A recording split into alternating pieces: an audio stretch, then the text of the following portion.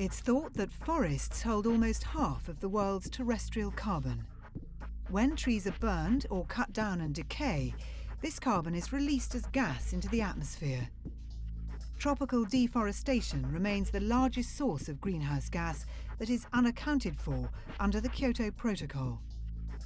The tropical forests in general, and particularly the largest of those, the Amazon forest, is very important for the climate stability.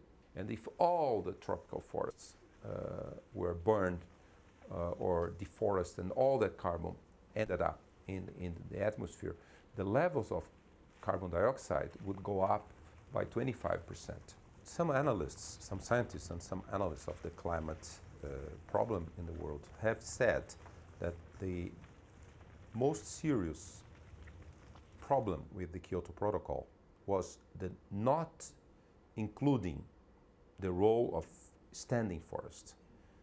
Avoided deforestation should be a mechanism to start with. It was not.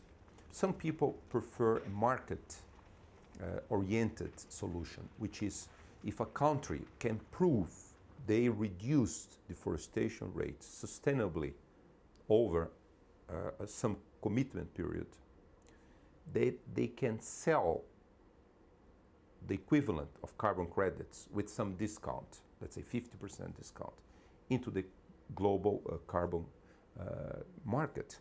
So that makes a lot of sense. The state of Amazonas, which is 3 times the size of France, is only 2% deforested. And the state's Secretary of the Environment has a novel plan to keep the forest intact. And he's travelling the world to drum up support. To be able to do the work ourselves. At the UN Climate Change Conference in Nairobi in 2006, he explained his position. It's in our interest to conserve the forest because we think that it's good for our people, because the forests provide goods and services for us. But we are also very positive that these forests also provide goods to people beyond our boundaries.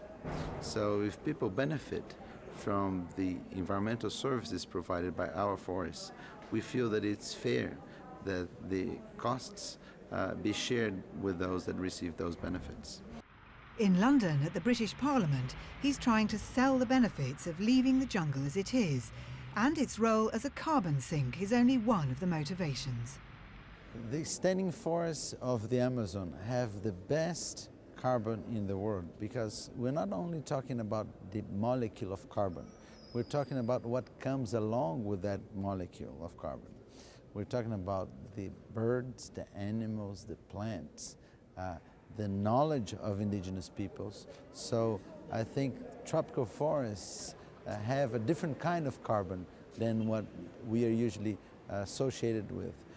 We have what we like to call a carbon plus. We have interest in the private sector in UK, and we are building on that interest to have a very concrete case, which is hopefully going to be the first case of a public-private partnership on avoidance of deforestation. In the case of Amazonas, the main beneficiaries will be the Indians and rubber tappers, the people who make a sustainable living from their forest home.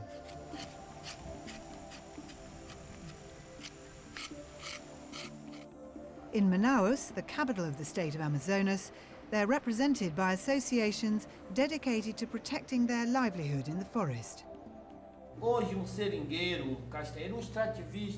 Today, a rubber tapper, a Brazil nut gatherer, an extractivist earns on average $100 to $150 per month to support his family. It's very little. And it's only possible to survive because in the forest they don't have to buy water, fish, mandioca flour, banana. Even so, it's very little. And the young people, even some of their fathers, end up finding a better option for themselves with a job in town.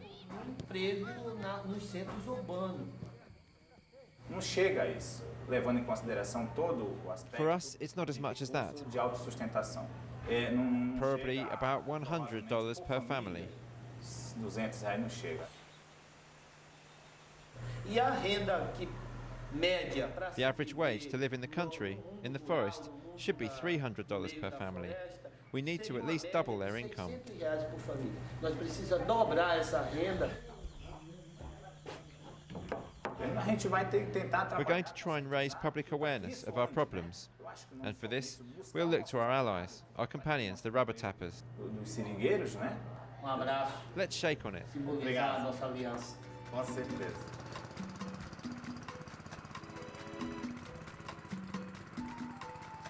Rather than inclusion into the carbon market, the Brazilian proposal to safeguard the country's forests is for an international fund to finance the protection. However, despite being the superpower in terms of tropical forests, Brazil doesn't call all the shots. A coalition of 15 smaller rainforest nations led by Papua New Guinea has formed to press for their intact forests to be included in the Clean Development Mechanism, the official carbon market. Brazil is proposing a fund. A fund is really important during the first commitment period because there is no market access during the first commitment period. So Papua New Guinea supports Brazil's idea for a fund with one exception, that when the second commitment period begins, countries like Papua New Guinea have sort of an escape hatch or an exit plan where they can trade out of a fund and trade into the market. And we feel that funds have a specific purpose, but the purpose is short, the purpose is targeted, but over the long run, only markets will be sustainable. Many of these countries see their forests as a resource with a value to the world as a whole. We are already contributing a lot by preserving this carbon in our forest. And we definitely think that if the world will need for us to continue doing that, then they must have to put some incentive for us to do. Because we have to develop, as all of you have done, and in order to do that, some of our decisions will have to do on how we're going to use these forest resources. The Biocarbon Fund is pioneering the inclusion of tree planting in carbon trading, allowing tree planters to generate credits under the CDM and sell them to polluters. This could pave the way for avoided deforestation to become an official part of Kyoto's Clean Development Mechanism. The proponents of this move contend that whatever the precise scientific doubts, and however imperfect the mechanism, it's better than what exists now, namely incentives to plant a fast-growing monoculture, while no incentives exist to retain original forests with all their biodiversity.